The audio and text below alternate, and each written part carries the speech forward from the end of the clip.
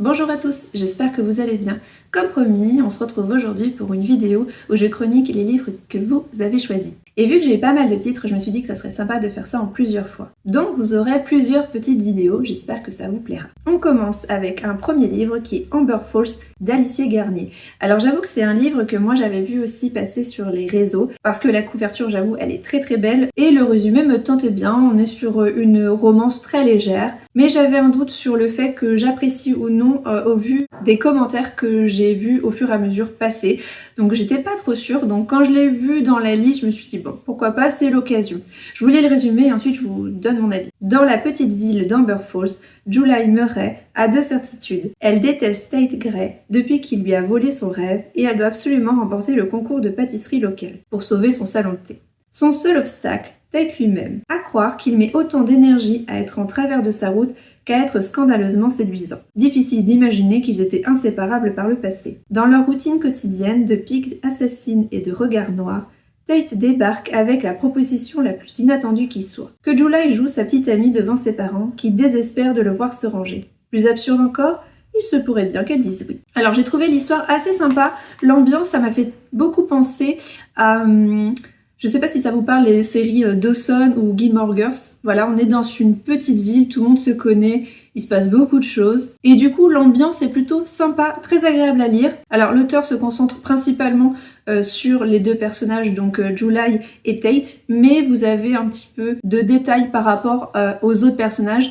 Notamment Brennan, le frère aîné de Tate, que j'avoue j'ai eu un petit coup de cœur pour lui, même si bon, les personnages secondaires sont pas non plus énormément exploités, mais ça rend l'histoire plus intéressante, je trouve. Et du coup j'ai bien apprécié cette petite romance très légère. On est sur quelque chose d'assez mignon, il y a un petit peu de tension entre les deux personnages, donc c'est franchement intéressant à lire. Il y a aussi un petit peu un côté un peu magique, un peu mystérieux, parce que du coup July descend d'une famille de entre guillemets sorcières. On va beaucoup croire à la destinée, à la lecture des cartes, de l'oracle, ce genre de choses, donc il y a un petit côté mystère mais très léger, voilà. Ça donne juste un peu plus de charme au récit, donc c'est très agréable.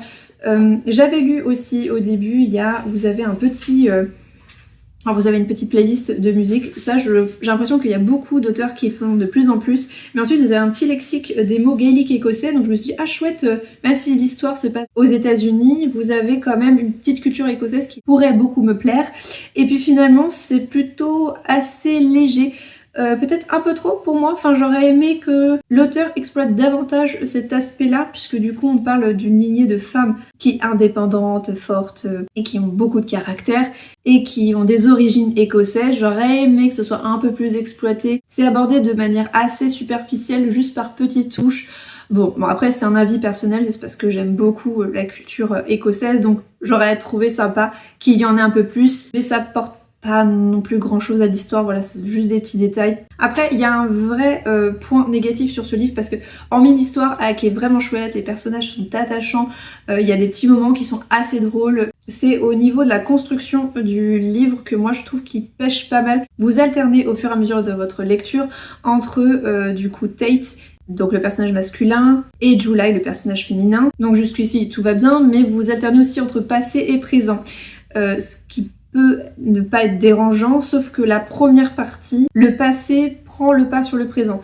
Oui, parce que c'est vrai que j'ai pas précisé, le roman est divisé en 3 parties. Donc vous avez un prologue où en fait vous avez un moment du passé de July, et ensuite vous entamez la première partie où ça alterne vachement entre présent et passé, entre July et Tate, mais le passé revient très loin vraiment dès l'enfance. Et en fait ça m'aurait pas dérangé qu'il y ait une première partie qui soit exclusif au passé des deux personnages, et ensuite que ça entame vraiment l'histoire en elle-même au présent, que là, alterner comme ça, j'avais un peu de mal à m'accrocher au début. En tout cas, on va dire que les 100 premières pages, j'avais un peu de mal à le lire, parce que au moment où je me dis ah ça va être intéressant au présent, on revient sur le passé et en mode enfant, et du coup j'étais un peu désappointée en fait. J'ai trouvé ça un petit peu dommage.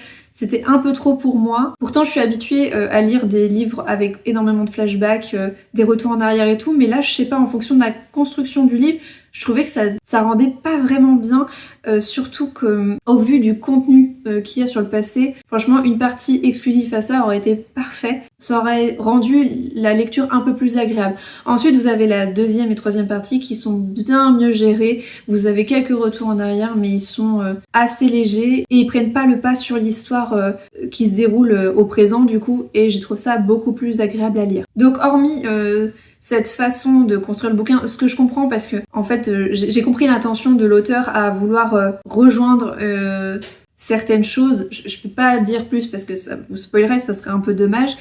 Mais en fait, vu qu'on comprend très rapidement de quoi il en retourne, je trouve pas forcément ça hyper judicieux d'avoir fait comme ça. Franchement, une partie passée et ensuite arriver au présent aurait été plutôt sympa et plus agréable à lire. Mais c'est surtout la première partie qui pour moi pêche un peu parce qu'après les deux autres parties elles sont vraiment cool et l'histoire en elle-même est vraiment sympa. Enfin après ça se lit plutôt bien, on se doute bien de comment ça va se terminer. On est sur une romance assez légère, assez classique, sans prise de tête, sans complexité et plutôt agréable à lire, hormis la première partie que j'ai eu un peu de mal. Si vous aimez ce genre de lecture, ambiance petite ville, avec une relation des deux personnages qui d'abord sont des amis d'enfance, partent sur un enemy to lovers ensuite pour finir avec un fake dating, un faux petits ennemis. Bon voilà, vous avez une relation qui évolue tout à fait normalement finalement.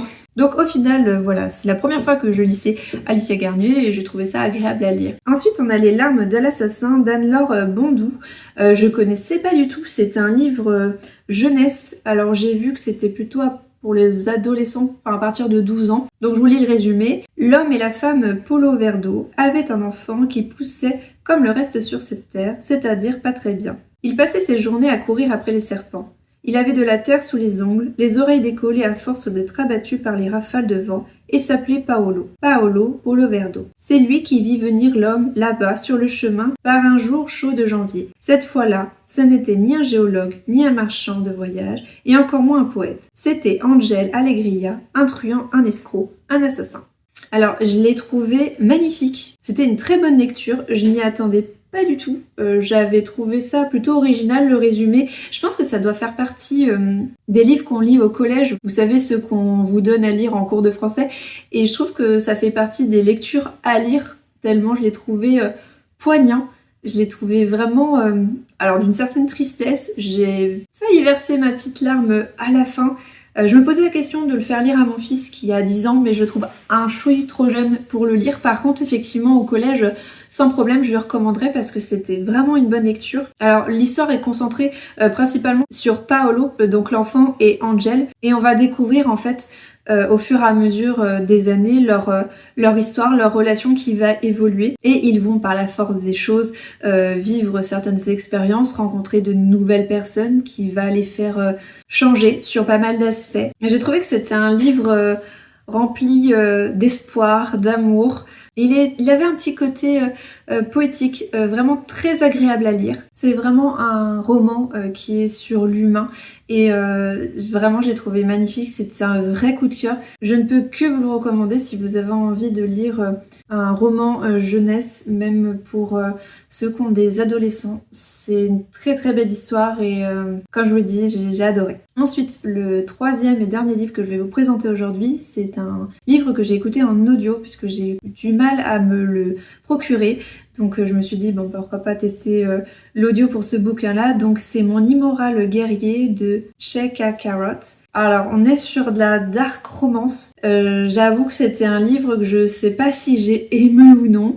Alors je tiens à préciser d'ailleurs, vu que c'est de la dark romance, on est sur un bouquin avec des scènes explicites en termes de violence physique, psychologique et sexuelle. Donc c'est vraiment pas pour tout le monde. Si vous êtes plutôt sensible à ce genre de bouquin, je ne vous le recommande pas. Alors j'ai pas le bouquin du coup en physique là, mais je vous mettrai un petit screen du coup du résumé, comme ça n'hésitez pas à faire pause si vous voulez savoir de quoi ça parle. Donc j'avoue que c'est la première fois que je lisais un de ces livres qui est apparemment le plus soft, donc j'avoue que j'ai pas beaucoup accroché avec son style d'écriture qui était très dur, très brut, assez vulgaire, beaucoup vulgaire en fait, et du coup ça m'a un peu dérangé ce côté grossièreté, puisque du coup il est c'était très très présent. Et finalement, c'est pas les scènes de violence qui m'ont plus choquée, c'est plutôt le ton que l'auteur utilise, la façon de s'exprimer, que j'ai trouvé ça parfois un petit peu dérangeant. Alors en plus, je l'ai écouté en audio, je vous le recommande pas, mais absolument pas l'audio de ce bouquin, puisque du coup les deux personnages principaux, donc qui est Anouar et Lucia, sont deux jeunes de 24 et 27 ans, quelque chose comme ça, en tout cas dans la vingtaine, qui du coup est interprété par des lecteurs avec des voix assez graves, donc ça rend bizarre en fait la manière d'interpréter et la façon dont c'est lu. J'ai pas réussi totalement à accrocher, en tout cas il y a des scènes qui étaient violentes et je trouvais, enfin comment dire, j'arrivais pas à les prendre au sérieux et du coup ça me faisait rire, alors que franchement ces moments-là n'étaient pas vraiment faits pour être risibles, je pense. En tout cas je pense pas que c'est l'effet que l'auteur voulait que ça nous fasse en le lisant, donc j'ai pas trop accroché à ce niveau-là. Pourtant sur l'histoire en elle-même ça aurait pu bien plaire, sur le thème et tout, franchement ça aurait pu être plaisant.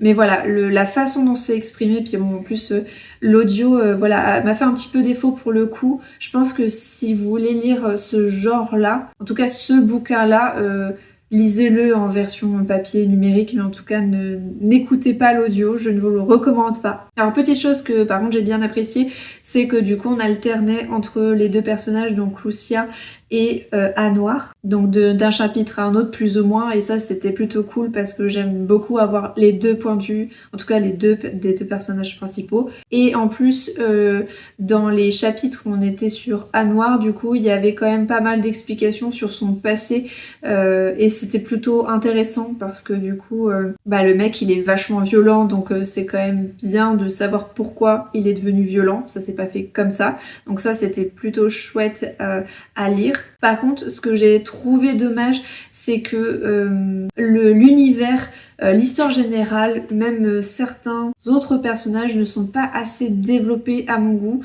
J'avais vraiment l'impression de lire un livre sur la violence en général pour de la violence, et j'ai trouvé ça un petit peu dommage. Donc je pense pas avoir une appétence pour la dark romance de cette manière. Pour moi, ok pour la dark, mais il faut que ce soit beaucoup plus développé, surtout qu'apparemment l'histoire se déroule pas forcément de nos jours dans la réalité, mais sauf que j'arrive pas à le percevoir, j'arrive pas à le voir, j'arrive pas à l'imaginer, donc j'ai eu un peu de mal de ce côté-là. Et j'avoue que la fin, il y a un gros changement d'ambiance par rapport aux 3/4 du bouquin, comme ça, qui arrive un peu comme un cheveu sur la soupe, et j'ai pas compris.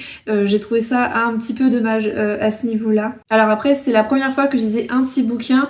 Bon, étant donné que c'est le plus soft, disons que ça passe, mais j'irai pas plus loin avec cet auteur parce que pour moi, en fait, j'aime quand l'histoire est davantage développée. Ça l'est pas assez pour moi, en tout cas, pour que j'arrive à prendre du plaisir sur ma lecture, en tout cas à l'apprécier à sa juste valeur. Mais c'était plutôt cool de s'essayer à un autre auteur du genre, comme ça au moins je vois un peu mes limites, ce que je préfère aussi dans la dark ou non, et bon là effectivement je préfère quand c'est un peu plus développé. Voilà, c'était donc mes 3 premières lectures imposées entre guillemets, parce que voilà, je l'accepte volontiers. J'ai beaucoup apprécié de découvrir ces nouvelles lectures, même si bon, j'ai pas été hyper fan du dernier bouquin, ça reste quand même de belles découvertes. Donc merci à vous d'avoir participé, d'avoir joué le jeu, j'ai trouvé ça vraiment chouette de votre part. Puis ça permet aussi de faire une vidéo un petit peu avec vous, en tout cas d'être un peu plus proche de vous. Je trouve ça plutôt chouette